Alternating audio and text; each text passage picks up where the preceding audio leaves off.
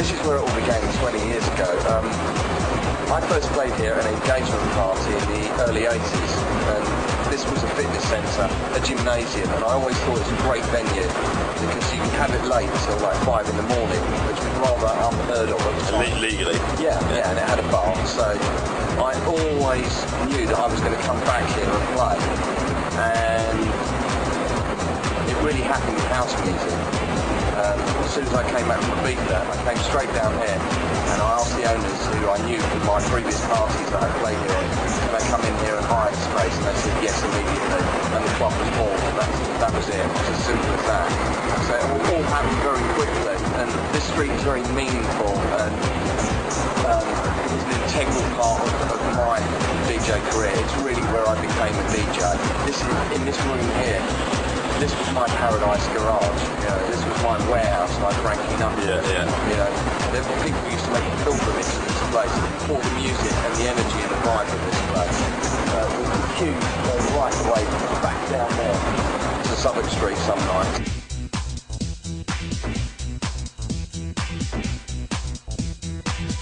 No problem with the authorities here, this is Southwark, you know.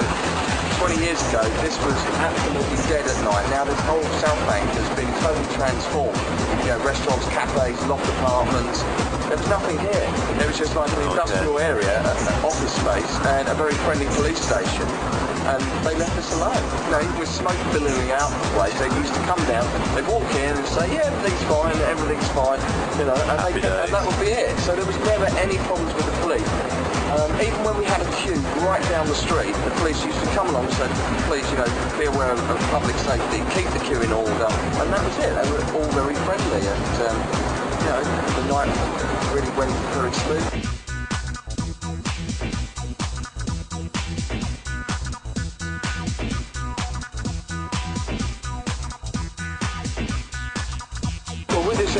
We spent 6 months working on it. As far as we're concerned, we haven't left a stone unturned. We have added just about everything we can think of, and if there is anything in there that we haven't included, then let us know and we'll put it in there. But yes, it's a very comprehensive guide, 330 pages, it's packed with information from beginner's techniques to advanced, to marketing, to PR, to the psychology of being a DJ. I mean, there's just a wealth of information. It's not just about how to be a DJ and put 2 records on. It's everything you need to know about the business side of it, how to present yourself, how to network with people, and personal development. And there's a lot of tools and resources on there that can fast track you to success in any walk of life. You know, alongside being a DJ, even if you're not a DJ, there is information there, a wealth of it, that can also fast track you to levels of success with motivational techniques. So it's just got a general attitude of how to succeed in something you've got a passion for. Absolutely, yeah. It's about the mindset of success. That's what this book is about. And also it's documenting my history in the DJ business. I come from the school of hard knocks. There was no manual like this when I began. It was like, you know, you get in there and you get on with it. And this, it takes you from the beginner to professional, international standard. That's the information that's contained here. So it's a very useful document for people on all levels of the DJ spectrum. And I'm very, very proud of what we've achieved here over the 6 months. I've learned a great deal about the internet, and I'm very passionate about personal development. So as a result of immersing myself in personal development and internet marketing, this book has been produced.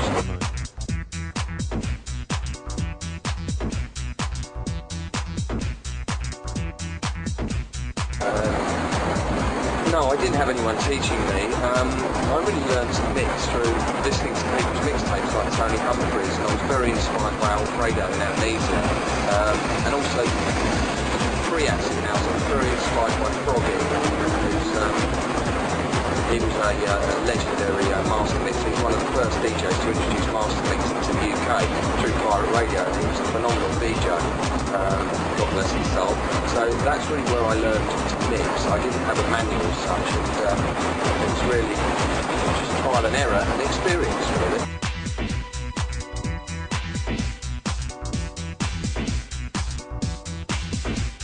I'm very close with David Morales, and I learn a lot from David Morales, and I get very inspired listening to his music and the techniques that he uses. Yes, I know how to mix. I'm continually striving to improve the technique, like every DJ that, you know, that is very, very passionate about what they do, which is 99% of the DJ community, is continually striving to improve technique. So, you know, everybody knows how to mix as a high-profile DJ, but it's improving that technique and being coachable and getting out on the dance floor, listening to other people's music, and you know, being around other great DJs has an effect on one's music.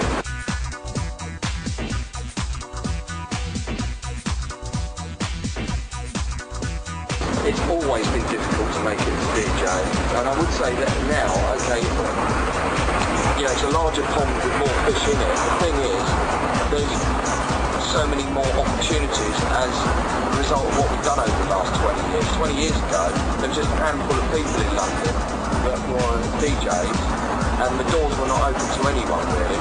Those doors were firmly closed, so things have changed dramatically, and there's a lot of opportunity. Whether you're DJing in a bar, or an established club, or you're out there on the circuit, the opportunities are phenomenal. It's all down to your willpower, your commitment, your passion, and your drive to become a successful DJ. Nobody just opens the door for you and says, well, come on in, you know, here we go, top of the bill, this is your night. That takes work, determination, and commitment. And it's a case of just like persevering with it through thick and thin, whatever it throws back at you, and that's when you get to the point of your destination. So that's what it's about really, and I would say, yeah, there's a wealth and abundance of opportunity for young DJs to come onto the scene, break onto the scene. Yes, there's thousands of young DJs wanting to become a DJ, but it's how hungry you are. In any profession, you've got to be hungry, and you've got to be so hungry that you're going to get to that destination.